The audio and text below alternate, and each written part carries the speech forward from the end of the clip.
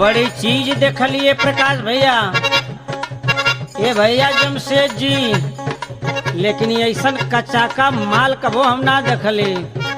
यही से तो हमके कहे के पड़त हो।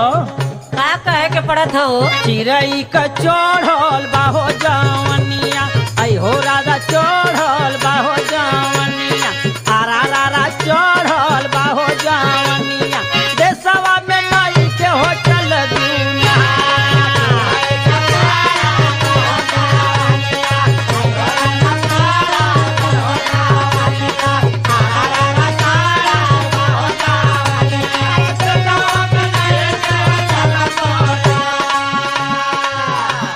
अरे सुना हो,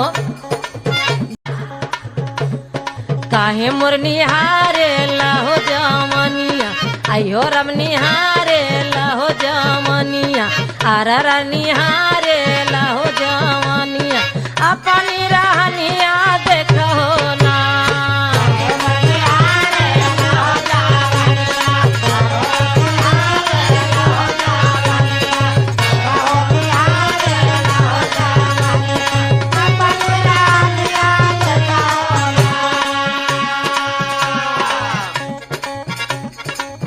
जैसे गोड़ उठाए के धरत हो, का भइल हो? दहिना धरत हो तो दहिने ओरी झुकत हो, हाँ हाँ, बाया धरत हो तो बाएं ओरी झुकत हो।